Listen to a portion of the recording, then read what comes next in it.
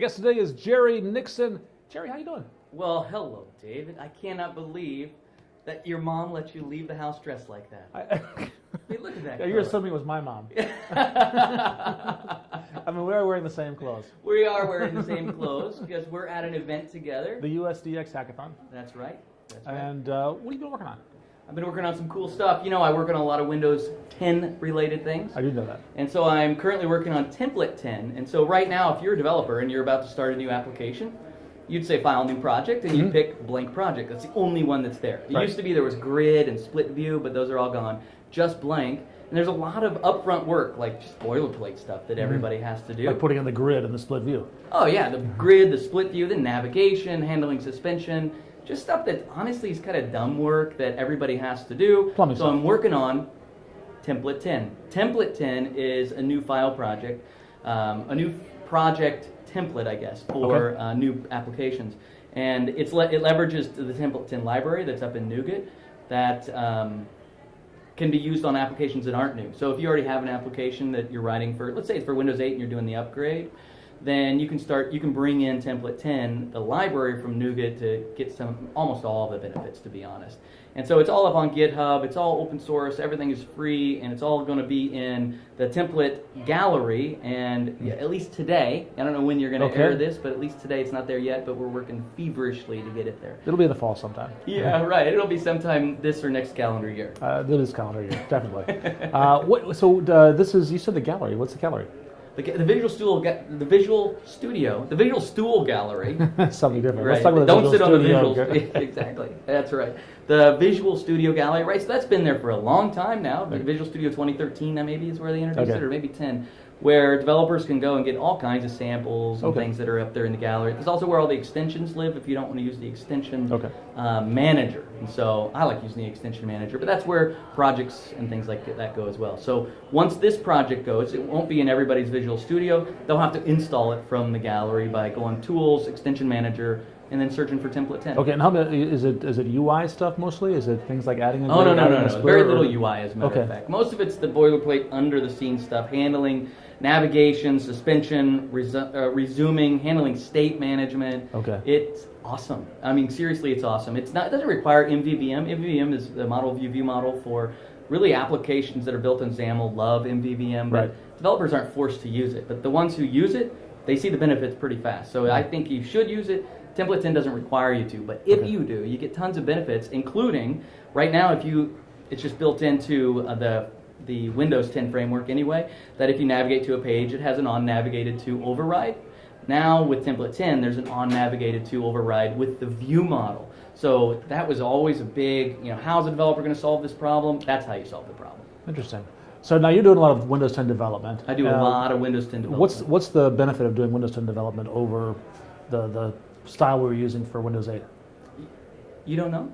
Let's assume that they don't know. All right, so here's what I think is really one of the best reasons, right? Part of it is,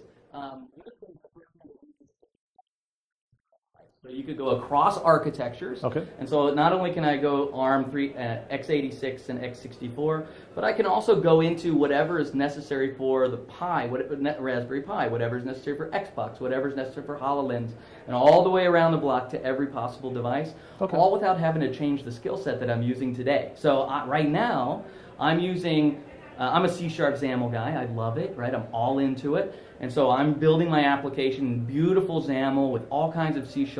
That skill set that me and my team, we all get to use, we get to reuse no matter which device we go over to. And so there's sort of a misnomer, right, where you could be on any device and you can do it all with a single binary. So the work that you do, David, can run not only on a desktop, but it can also run on an Xbox. Well, that is awesome. Just point out that's a key difference between Windows 8 and Windows 10. Yeah, we had to have different binaries. You can use some of the now we use some of the same code, binary. but we had to compile it twice or 4 times. That's right. So, and it's almost. I'm a big Star Trek fan. So there we go, big Star Trek fan, right? And so we have to kind of redefine progress of just because you can do it doesn't mean you must do it, right? And so. You have to almost step back. So I can have a single binary across all these devices. Is that a good idea? Is that really the right thing to do, or is it really meant to take and leverage the work that you're doing and making sure it runs on all these devices? Is it better actually to deploy something specific to certain types of devices? And I think the answer is a resounding yes. We all know that. We just feel like, as developers, we feel like because we can write an application or a single binary that runs across the HoloLens as well as the Raspberry Pi. Think about the disparity just between those two. Sure. One's extremely visual. We One must has do it, no right? UI at all. But that's not the right thing to do. I mean, and there are some considerations developers have to kind of keep in their mind, and one of them would be a Raspberry Pi is a very small device and a very limited RAM, very limited CPU cycles, right? And all of the hard work that you may love to put on a full-size desktop or on the Xbox, right? That just does not belong, let's say, on a phone, right? And a phone's the same sort of issue. So do you want to create multiple releases or binaries for individual device types? I think the majority of the time the answer is just yes, right? It's a simple yes. But you're going to reuse still 99% of your application, right? That code is still reusable. You just get to prune it back and say, this doesn't belong on the Raspberry Pi, so I'm not going to ship it to the Raspberry Pi. Anyway, I think it's a worthwhile, almost philosophical discussion of deciding the architecture and how that approach you're going to kind of hit. I think there are times that you will want to share this binary. I mean, the line between a PC and a laptop and a tablet has become completely blurred. Yeah, that's the truth. And the line between a tablet and a phone has become blurred. It really has. And so and more by the the associative property, I think. Therefore, that line is you could theoretically use them all as long as you start small and move up. I suppose you're right. Yeah, I mean, it depends on the situation. If you're writing a calculator, a tip calculator, right? Tip calculator will run on Xbox as well. You probably don't need to make any kind of changes, but it's definitely, if you have a significant application where you're doing some serious investment, I think you've got to really consider some of the things that are going on there. Let's talk about these things. So the resources is a big deal. The amount of memory, for example, battery life. What about the size of the device, the layout of the screen? Yeah, so that's worth thinking about, right? We've shipped a lot of tooling for XAML developers especially to make sure that when they start moving from one device to another, so let's pretend we do write the application that we decide we're going to put on 2, maybe 3 devices. Not all the whole family, but 2, maybe 3. And we can constrain that in the store, right? So it doesn't go just anywhere.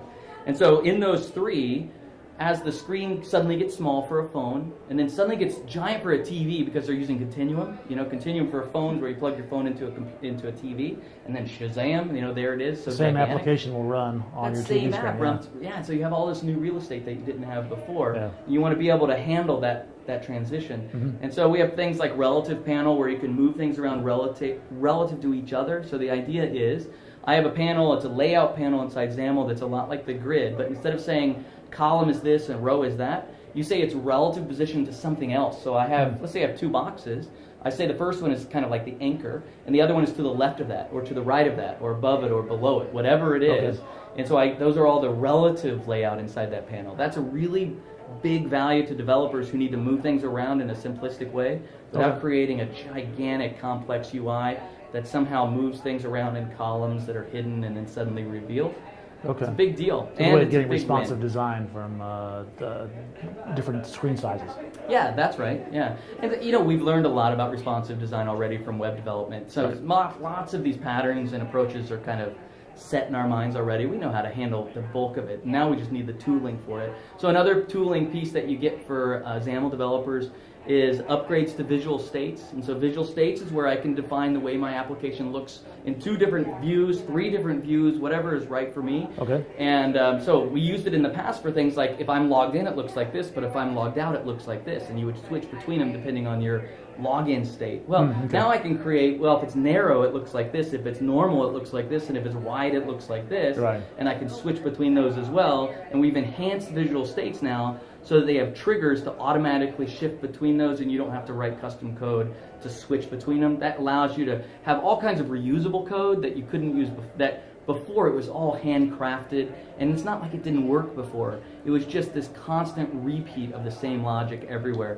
So now we get to put it in one encapsulated bit of logic that we can reuse everywhere. We call those adaptive triggers, and they go right inside the visual state. It's pretty powerful. Talk a little about how we're going to respond to the fact that we're running on an Xbox versus we're running on a phone or a Raspberry Pi.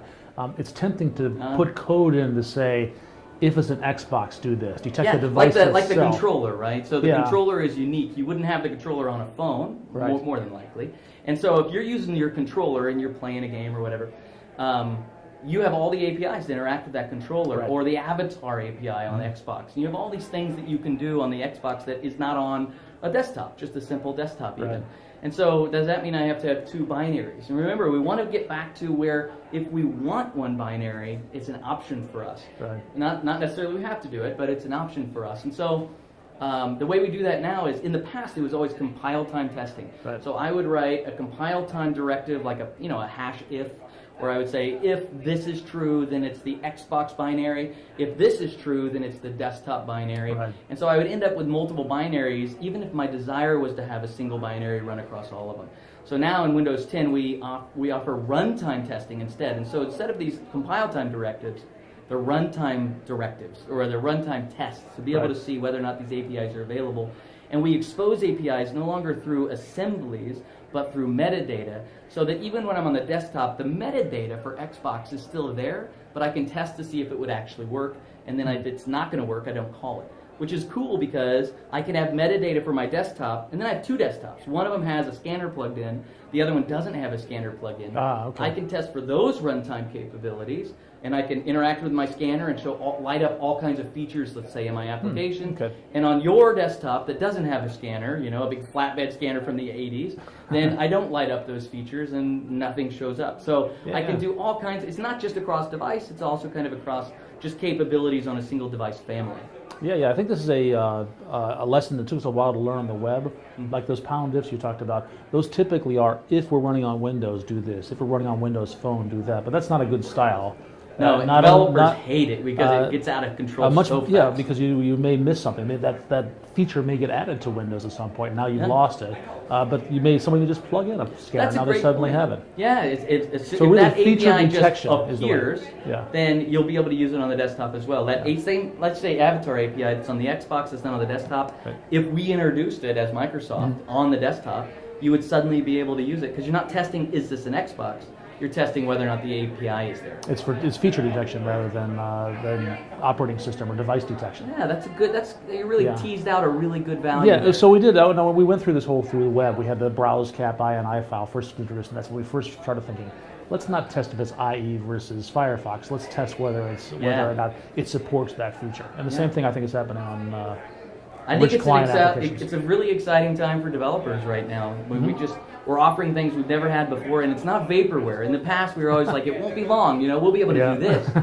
Well, we can do it now. It's Windows sweet. 10's been out for a couple months now. Yeah, it has. It's nice. And you're actually talking about, you've got some courses on it too. I do. At Microsoft Virtual Academy, there's several courses. And so the only real significant course right now, because everything's so new, is the Developer's Guide for Windows 10. Right. And so there were two preview courses. Each one was about 3 days each. Okay. And so I did the first preview, but then Andy Wigley has done the first production. And so the changes between production and preview are pretty subtle. Okay. It turns out these are additive classes. You could watch all of them and learn a lot of new things along the way. There weren't a lot of things dropped from the preview side. Right. And so you get some things on the final version that they put together, Shin and Andy did. And it's a terrific course, but it doesn't cover everything. So if you did watch it, you'd get so much more as well. They're very additive that way. Excellent. It's cool stuff. You've been to Microsoft Virtual Academy. At MicrosoftVirtualAcademy.com, yes. That's right. I've been there and I've seen you on it. That's right.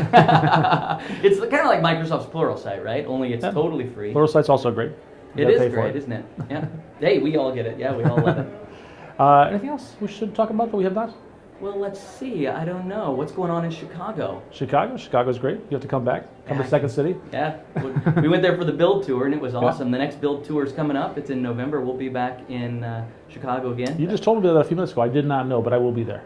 Bam. Mark my calendar. It's going to be terrific. Jerry, thank you so much. All right. It's technology and friends. Perfect.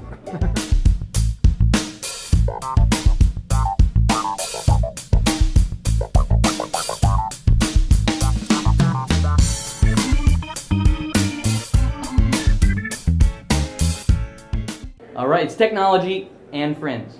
Perfect.